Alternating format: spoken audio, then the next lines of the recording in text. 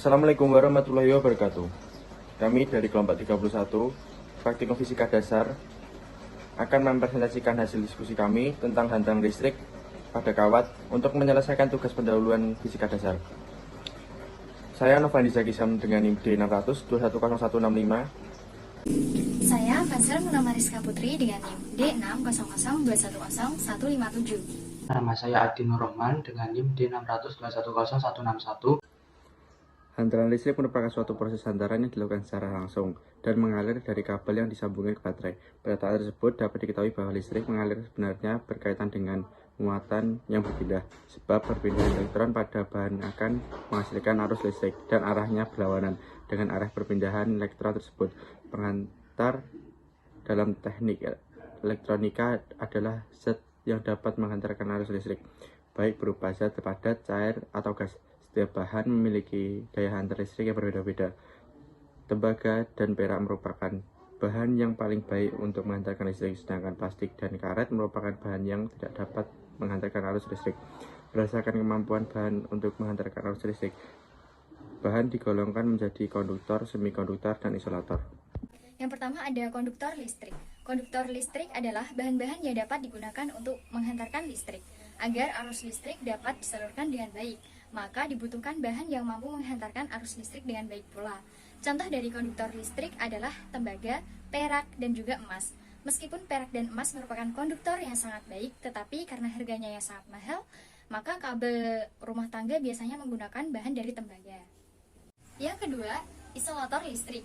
Bahan isolator adalah bahan yang sangat buruk untuk menghantarkan listrik, karena di dalam bahan ini elektron sulit mengalir.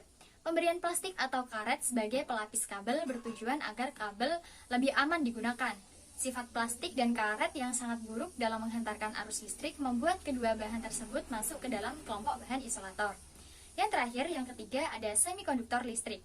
Bahan-bahan yang berada pada suhu rendah bersifat sebagai isolator, sementara pada suhu tinggi bersifat sebagai konduktor, disebut bahan semikonduktor listrik.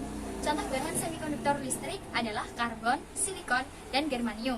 Pada bidang elektronika, karbon bisa digunakan untuk membuat transistor yang kemudian dirangkai menjadi IC.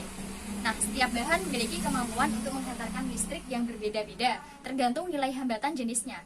Semakin kecil hambatan jenis suatu bahan, maka akan semakin baik kemampuan bahan tersebut untuk menghantarkan listrik. Berikut adalah uji coba hantaran listrik. Di sini saya akan mempresentasikan atau mensimulasikan mengenai percobaan ketujuh yang menjelaskan tentang hantaran listrik dalam kawat lampu pijar.